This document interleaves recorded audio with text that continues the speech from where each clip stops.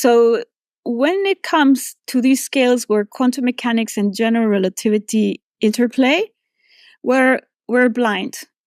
We don't even have our instrument. We don't even have our eyes. We don't have anything. Uh-huh. So how do you go about, right, when you do that? So I think I understand string theory and loop quantum gravity and many of these very mathematical approaches. In that sense, is that you do what you can what you have at hand, and what we're able to do is super powerful studies with mathematics, because our mathematics is very developed. And you were also talking about that, how actually string theory has allowed mathematics to develop so much, and so much we've learned about mathematics thanks to those theories. But when you come up with theories and mathematics, well, there's many possibilities. You can make many theories, almost as many as you can think about. But which one is the right one? You know, I can make a theory, but then I need to see if actually nature behaves like my theory predicts. Right. And then I can have a competing theory, a different one, and which one is the right, maybe even contradicting the two theories in principle and their predictions. How do you know which one is the right one? You need to go to the experiment. You need to go to those instruments. And I'm going to argue that we sort of have them already, and we need to start looking through them for resolving these questions of unification. All right. What I think we want to do is to get into this cycle in which, let's say, you come up with an idea. So this would be philosophy and creativity. So then you might then find out that your theory was actually not very good, but then you can improve it and modify your apparatus, and then you get into this really good cycle where you can start making better theories all the time and verify them into the experiment. So this is what happened with quantum optics. It seems like this is what happens with the general theory. So if I'm understanding you correctly, it sounds like what you're saying is you're initially on your couch or in your shower, an idea comes to you, it's an intuition, you then formulate it with words, natural language, you then have to formulate it into mathematical language, and then you have to check that against quote-unquote reality with an experiment. Yes. So you propose an experiment, and the experimental proposal, that's what I work a lot on in experimental proposals, is also mathematical, right? I have to write down my theoretical proposal. This is your Hamiltonian, and these are your measurements, and this is the precision. And I claim that you should be able to build this device, and I'm going to show you like one of my works in that talk about, of course, of my proposals to do that. And then you need to build it and then check. Okay. And you were giving a specific example in quantum optics. Please continue. Well, with quantum optics, there's this very healthy cycle, and I think that's why there's been so much progress in quantum technologies, is because this happens all the time. People come up with an idea for a sensor, and they write papers about it. They make a proposal, then an experimental group gets a hold of it. They work together, and boom, they show that, and there comes again the cycle, and it's a wonderful field. And I think I was used to that. So when I started to work on Alice falls into a black hole and entanglement in black holes, I was like, oh gosh, I can't check if what I propose is correct, because there's no way to make a measurement in a black hole. And that's how I started to say, no, I want to do theory that can actually, still work at the interplay of quantum mechanics and general relativity, but that I can test in the lab. So, that is like, my group and most of the last, I don't know, maybe 15 years, that's what I've been working on trying to propose experiments or develop new sensors that will reach these scales where quantum mechanics and general relativity interplay, so that we can then get into this cycle. And what is FP? It's fundamental physics. Okay. Yeah. Okay. So when I was at university, and I learned about quantum mechanics and general relativity back in the day, for example, Luis de la Peña would say quantum mechanics only applies to a few particles and at very small scale. So where electrons and atoms live. And general relativity applies to the large scales. No, starting with from GPS, to get the precisions we have, we need to make corrections due to general relativity.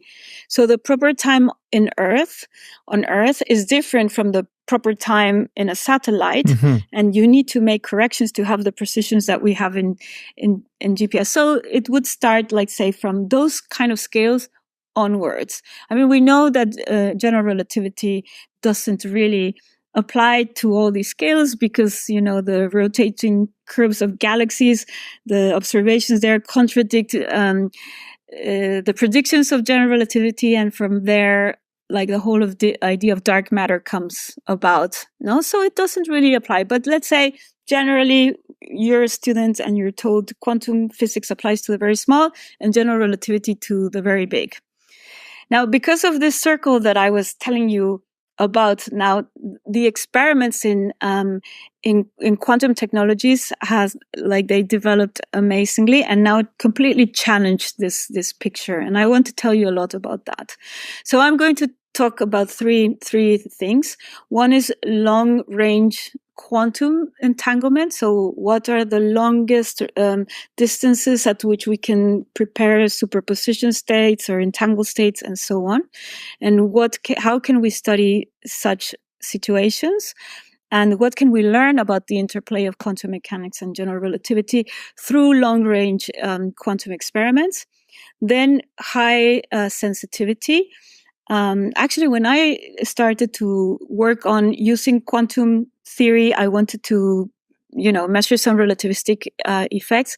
Some of my colleagues in general relativity were laughing at me because they were saying, well, at small scales, forget it. Space-time is a bit flat. It's completely flat. Sorry. You won't see anything. I'll show you that that's not true. And then, interesting. And these are already like experiments that have reached relativistic effects. We're just not looking through the telescope right yet because, I'll tell you more when I get there. The one that hasn't gotten to scales where gravity kicks in an important manner is large mass quantum experiments. So I also want to tell you about the progress in that direction. Please, yeah. And how far we are from being able to see, for example, if gravity indeed collapses quantum superpositions and so on. I have a quick question, if you don't mind. Yes, sure.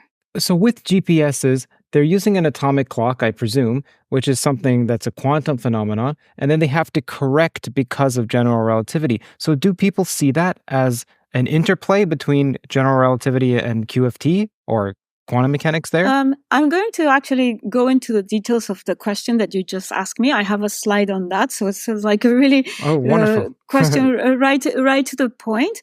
But the short answer now is that people brush the questions in a way out. They find solutions which I don't think are solutions. That they're like, let's say, well, maybe approximately work, but actually are not the right thing to do if you want to be, let's say, rigorous with what you're doing. And actually that gives you the opportunity to answer these questions. So, let's talk about the long range experiments. When I was a student, when Pablo came, my colleague, into the cafeteria and told me they demonstrated quantum teleportation in the lab. That was in Vienna. That was Anton Seilinger. It was in a tabletop experiment. So you have like a table that could fit in this room, let's say, with mirrors and lasers and so on. And that's how experiments look like in those times. Then Anton, some years later, wanted to see how big can the experiment grow such that you still have entanglement. So this is entanglement between photons. Okay. And he was able to demonstrate entanglement across 2 different buildings in Vienna. So, that was very promising. So he said, let's keep going. And then in 2011, he was already doing the experiment across 144 kilometers and in the Canary Islands. Oh, so they're not physically connected tubes that connected the two buildings, nor in this 1,000 kilometer case. Well, there are many experiments that are connected by a waveguide. People do experiments like that, but no, these are like free space experiments. Interesting. Yeah, they're beautiful. They're very, very interesting. So Anton had a student from China who then moved back to China, and then he's made a lot of progress there, and together they launched a satellite which is called MICUS, which is completely purposed to study quantum entanglement and teleportation and cryptography and so on.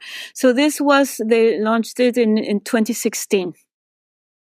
And then they've demonstrated entanglement across thousands of kilometers. Right. So that's very interesting. No, because this whole notion of quantum mechanics applies to very small scales. Now we see that that's not the case. Well, of course, photons are, they're not massive systems or anything like that.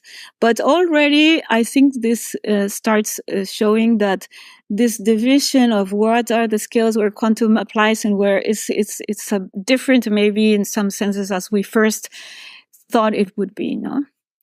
But what's very interesting is, like, as I mentioned before, at the scales where satellites operate, relativity kicks in. Again, the proper time of clocks measured on Earth is different to the clocks that you said that are in a satellite. So you have to take into account at least a gravitational redshift. So this is like special relativistic effect, but more than that. So that is something that I've been very interested in. I have a whole series of papers that use quantum field theory in curved spacetime to describe the spacetime of the Earth using, for example, the Schwarzschild metric, which can be applied to this case. And then you describe the photons and the quantum states that travel from Earth to a satellite or between links in between different satellites. As using quantum field theory in curved spacetime, you can solve the equations and then construct wave packets and study how let's say if you send a wave packet from Earth to a satellite, how would this be modified due to the curvature of the space-time under light? So this is no longer just special relativity using gravitational redshift. That was what people were using. We showed that if you use quantum field theory in curved spacetime, you could actually go beyond that and really see how the curvature of space-time affects for example, we wrote some of these papers and we said, this is what the curvature, how would it affect, for example, quantum teleportation or quantum cryptography? And then you could turn things around and use the fact that these states are modified to actually estimate the space-time parameters of the Earth using quantum metrology. Okay, so cool. That's of area of interest, and I've written a series of papers in that direction, more or less, trying to answer this sort of questions. But you see, these are experiments that already are taking place. And actually, there was a group working in Germany that once the whole group came to visit mine because they had some results they were not understanding, and they using just the gravitational redshift, and they wanted to see if there was more to be understood from our work. So this is a instance where you do see that some interplay between quantum states and the spacetime of the Earth. The experiments reach those scales, but there's very little apart, from our work. I don't see that there's many more things, or the experiments actually they take into account the gravitational redshift, but they still have to test this sort of things. Now, quantum field theory in curved spacetime has not been demonstrated in the experiment.